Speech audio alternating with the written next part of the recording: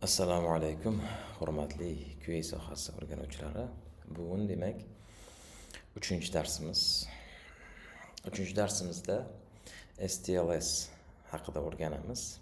O'zi tester sifatida o'tgan darsda ham ta'kidlab o'tgandik. Bilishimiz kerak bo'lgan ma'lumotlar bor. Bu nega kerak? Biz nimani testlashni bilishimiz va bundan tashqari qanday testlashni bilishimiz va qachon testlashni bilishimiz bu shart. Bu narsalar umumiy tizimlashtirilgan, tayyor tizim bor. Bu tizim qanday ishlaydi? Bu haqida bilishimiz kerak. Va ya'ni intervyu jarayoni bo'ladi. Ya'ni QA sifatida biror bir kompaniyada ishga topshirsangiz, sizdan intervyu qilib olishadi. O'sha intervyu jarayonida so'raladigan savollar asosida biz mavzularimizni qo'yib boramiz. Ya'ni, xo'p, birinchi mavzulardan ketma-ketlikda kelyapmiz. Testing o'zi nima, QA kim, ya'ni bug nima haqida, testlash evolyutsiyasi va manual testing, automation testing haqida qisman tushuntirgandek bo'ldik. Savollar bo'lsa, bemalol murojaat qilishlaring mumkin. Xo'p, saytda qoldirma ma'lumotlarni. Demak, endi keyingi mavzumiz SDLS haqida. SDLS o'zi nima? Software Development Life Cycle. Ya'ni dasturiy ta'minot ishlab chiqish hayotiy sikli. O'zi sikl degani mana bu pastda rasm qo'yib qo'yganman. Life cycle of a turtle degan toshbaqani hayot sikli. Toshbaqa masalan dastlab tuxumdan boshlaydigan bo'lsak, tuxumda bo'ladi. Keyin tuxum yorib chiqadi. Keyin o'smirlik payti, undan keyin bolalik payti, keyin o'smirlik payti, keyin yana qarigan adult bo'ladi. Undan keyin yana tuxum qo'yadi. Ya'ni bu toshbaqa tuxumdan chiqib to qarib yana o'zidan keyin nasl qoldirgungacha bo'lgan jarayon bu sikl deyiladi. Sikl. Endi dasturiy ta'minotning ham xuddi shunday sikli bor.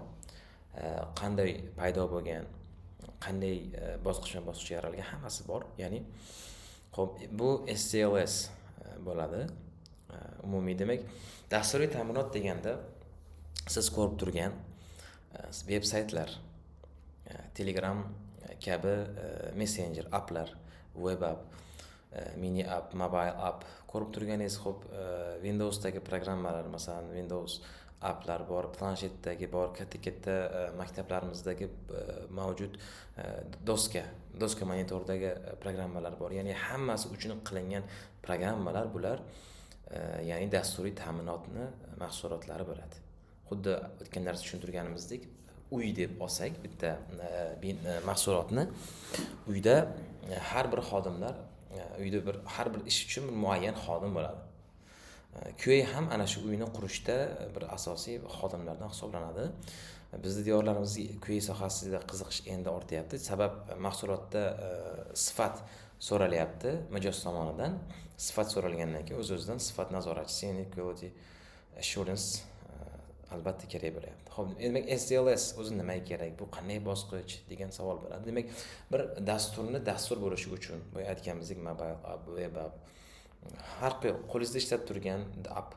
YouTube'da ko'rib turibsiz hozir mana shu videoni. YouTube ham bir app.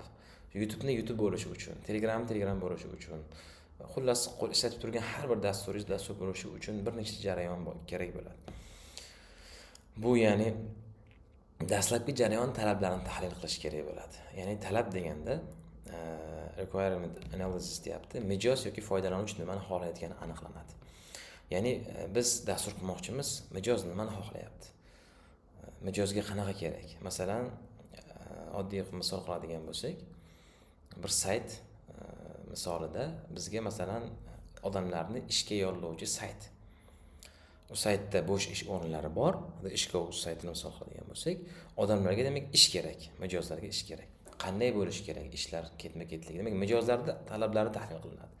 Keyin hujjatlashtiriladi, reja qilinadi. Ya'ni qanday qilinadi, sayt qanday bo'ladi, mijoz qanday usulda kiradi, ishga oluvchi taraf ham bo'ladi, yo'q korxonalar, ular qanday kirish kerak.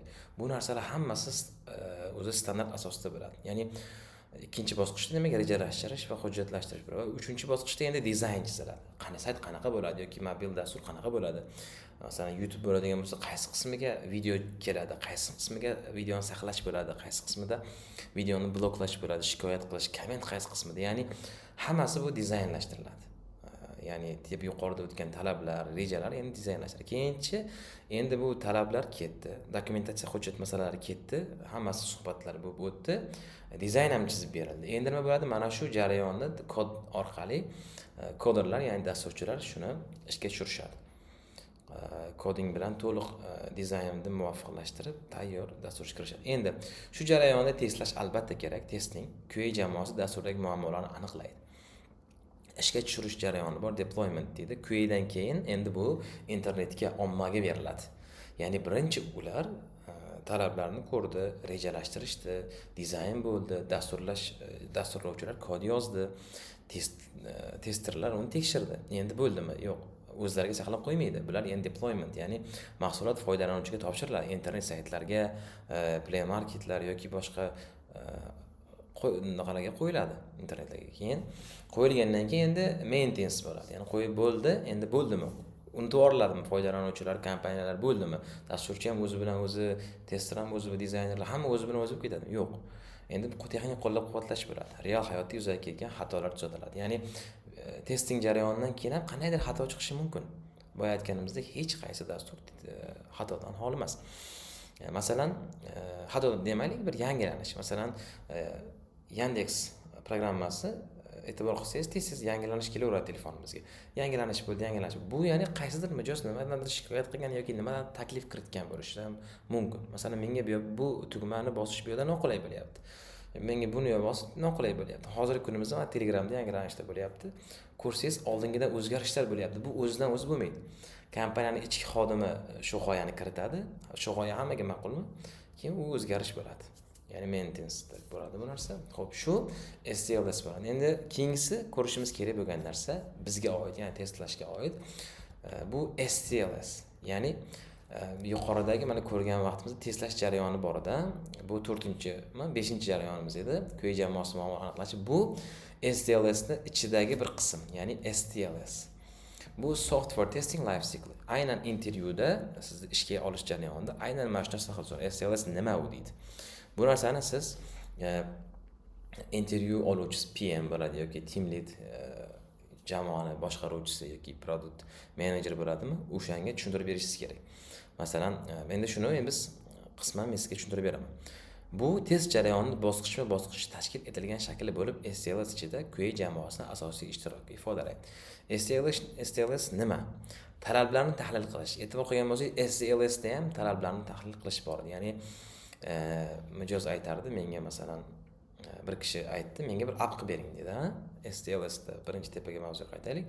Qanaqa app kerak sizga desa, menda shunaqa app bo'lsinki, meni mijozlarim kirib, menga meni magazin saytim bo'lsin, mijozlarim kirib mendan narsalar xarid qilib olsin dedi. Men mana bu yerda mijozman, men talablarim o'rganilyapti. Endi testerlar ham talablarni o'rganadi. Tester kim talablarini o'rganadi? Mijozda nima xohlayapti? Mijoz masalan meni magazin saytim bo'lsin dedi. Mijozlar kirsinda meni narsalarimni olsin dedi. Men narsalarimni yoqqa joylay, rasmlarini xuddi o'zimga o'xshagan narsa qilib beringlar deyapti. Endi testerlar mana shuni yozib chiqadi, requirement analysis qiladi. Ya'ni nimalar test qilamiz?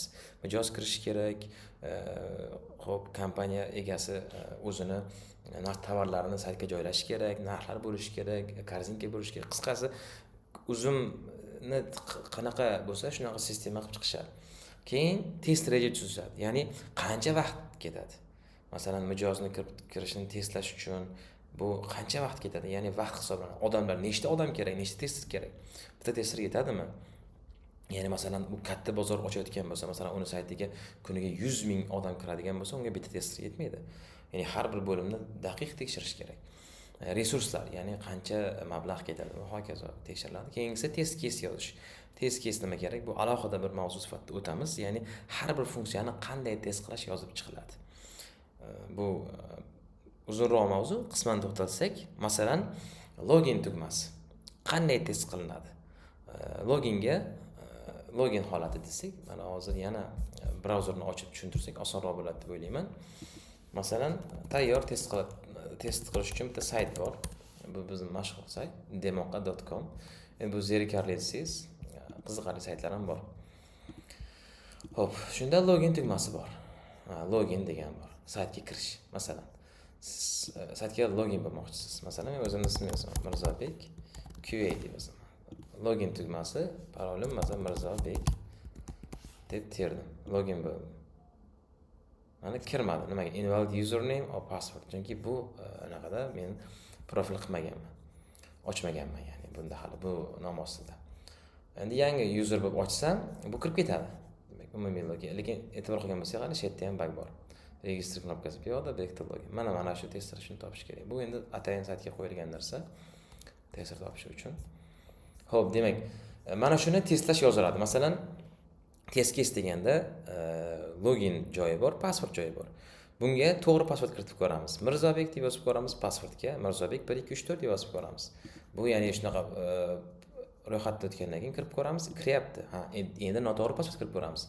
Masalan, Mirzobek emas deb kirib ko'ramiz. Emas deb login yozamizda, xato deb password yozib qo'yamiz 1 2 3 4. Qani kirib ketyaptimi shunda ham? Yo'q, kirmaydi. Demak, mana shuni test case'da yozamiz. Demak, to'g'ri ma'lumotlar bilan testlash kerak, noto'g'ri ma'lumotlar, ya'ni test case'ni qanday qilish kerakligi yozib chiqiladi. Bu alohida to'xtaladigan narsa.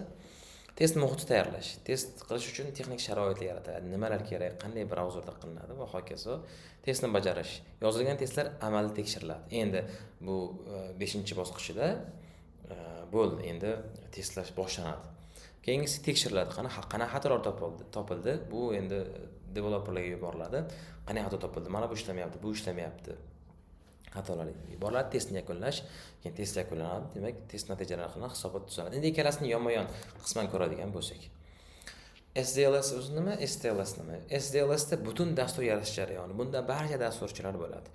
Developer, masalan, backend, frontend, DevOps, buni bo'limlar ko'p, ha. QA, designer, PM, team leadlar, masalan, product owner, PO, CTO, CEO, hammasi bo'ladi dasturlash dunyosidagi. STLS esa faqat testlashga oid bosqichlar bo'lgani uchun faqat testerlar bo'ladi. Dizayn dasturchilar deyapti, ikkinchi qismida faqat testerlar bo'ladi. Chunki dasturlashda boshqa dizaynerning keragi yo'q yoki boshqa koder bitta ishlatilmaydi. Ya'ni QA da o'zi tekshiradigan joyi bu STLS bo'ladi. Endi STLS yaratish va ishlab chiqish bo'lsa dasturni noldan, STLS sifatni tekshirish va kafolatlash. Demak, QA da ish nega muhim desa, bu sifatni tekshirgandan keyin kafolatiga javob berish kerak. Katta kompaniyalarda chiqqan buglar QA'larga zimmasiga bo'ladi. Mana endi ikkalasini yonma-yon yuqorida ko'rib ketganlarimizni yonma-yon o'tib ketamiz. Masalan, bu qismlarimiz bor edi-yu, shuni yana bir takrorlash maqsadida oson bo'lishi uchun yonma-yon ko'rib ketamiz. Bu nega desa, ertaga aytganimizdek intervyu jarayonida oson bo'lishi uchun. Demak, birinchisi STLS talablarni yig'ish. Yuqoridagi biz ma'lumotimizda ham qarang, talablarni yig'ish, talablarni tahlil qilish edi. Requirement analysis. Farqi yo'q, yig'ish, tahlil qilish, mijoz foydalanuvchi nima xohlayotganini aniqlash edi. Bunda ham shunday talablarni yig'ish, talablarni tahlil qilish, qarang. Mijozdan talablarni yig'adi, ehtiyojlarni aniqlaymiz. Testerlar nima qiladi? Talablarni tahlil qiladi, testlanadigan bo'lishini tekshiradi. Masalan, mijoz aytdi, menga dedi, ham do'kon ham video ko'radigan sayt qilingan dedi. Bu talabi standartga to'g'ri kelmaydi. Testerlar shuni aniqlaydi. Qani bu talab o'zi standartga tushadimi, yo'qmi? Talablarni o'rganib chiqadi testerlar. Developerlar olaverishi mumkin bu narsani, lekin testerlar ko'rish kerak. Talabga tushadimi, yo'qmi? Demak, birinchi talablarni ko'rib chiqishadi. Testerlar ham, developerlar ham. Ya'ni testerlar o'zi test qiladigan jarayondan kelib chiqib ko'radi, developerlar yasash jarayonidan kelib chiqadi. Endi keyingisi dizayn bosqichi ekan. Keyingisi dizayn. Xo'p, dizayn bosqichida tizim arxitekturasi, ya'ni qaysi knopka qayerda bo'ladi, rasm qaysi qo'yiladi, saytni bo'yiga, eniga qanday bo'ladi, shular qilinadi. Bu vaqtda testerlar nima qiladi desa, rejalar tuzadi, test strategiyasi, qanday test qilamiz? To'g'ri kodlar kirib test qilamizmi, noto'g'ri kirib test qilamizmi, necha kishi test qilamiz, necha tester bo'ladi, qisqasi shu narsalar ko'riladi va rejalashtiriladi. Ya'ni parallel tarzda jarayonlar olib boriladi. Keyingisi kod yozadi. Masalan, koderlar, developerlar kod yozib borishsa, funksionallik ishlab chiqishadi. Testerlar endi ssenariy yaratadi. Ya'ni avtomatlashtirish skriptlarini tayyorlaydi. Ya'ni ssenariy yaratganda, ya'ni qanday tekshiramiz biz deb ssenariyni yarata boshlaydi. SLS koderlar esa o'zi funksionallik ishlab chiqadi. Avtomatlashtirish skriptlar deganda automation kodlar. Ham bu QA tayyorlab boradi. Ya'ni bu yuqorida ko'rsatdik automationda, ya'ni o'tgan darsda. Bunga yana to'xtalamiz. STLS sinov bosqichi. Endi sinov jarayoni kod yozishdan keyin amalga oshiriladi. Endi bular developerlar testerlarga beradi. Testerlar buni manual test qiladi, automation test qiladi, qo'shimcha qayta regression test qiladi va shu bilan asosiy, ya'ni ishga tushirish, deploy chiqadi. Ya'ni endi ular saytga qo'yadi. QA'dan o'tdi. Mahsulot ishlab chiqarish muhitiga tayyorlansa, chiqarilsa, yakuniy test QA'dan o'tadi. Ya'ni QA pechat qo'yadi. Ko'rib turibsizlar. Yakuniy testlar o'tkaziladi va final test hisobotlari tayyorlanadi. Biz tekshirdik dasturni, masalan, magazin sayti ishlayapti, mijoz kiryapti, o'zi xohlagan narsaga to'lov qila olyapti, karta ulayapti, narsasi kelyapti, dastavka ko'rsatyapti. Qisqasi saytda ishlab turgan barcha narsalar ishlayapti. Bu tester endi buni tekshirib o'tkazadi. Endi texnik xizmat. Ya'ni xizmatda barchani roli bor, nafaqat testerda. Mahsulotga xizmat ko'rsatish, xatolarni tuzatish bo'ladi. Ya'ni boya aytganimizdek, yuqorida aytib o'tdim. Kimdir menga yangi qo'shib bering, boya yuqorida aytganimdek, do'kon saytini qilib bering deyishdi-ku, men magazinim bor, do'kon saytini qilib bering dedim. Shu saytda endi siz ko'rasizda u aytgan talablarni qilib berasiz. Endi uni talabi o'zgardi. Endi menga nima qilib bering desa, u aytishi mumkin.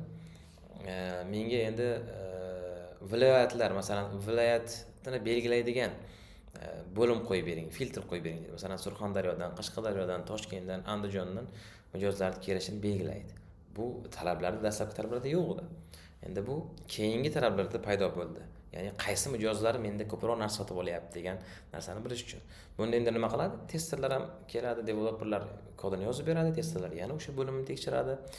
Testerlarda ishi shunchalar muhimki, bu jarayonda yangi feature, ya'ni feature deganda o'sha saytga qulaylik yoki yangi bir bo'lim qo'shilganda testerlar to'liq hamma qismni tekshirish kerak. Nega desa, o'sha jarayon boshqa qismlarga ta'sir qildimi yo'qmi tekshiradi.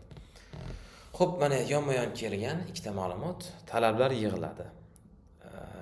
Talablarni testerlar tahlil qiladi. Dizayn bo'ladi. Testerlar rejalashtiradi, qanday testlaymiz. Kod yoziladi. Testerlar qanday kodga yarasha ssenariy yozamiz deydi.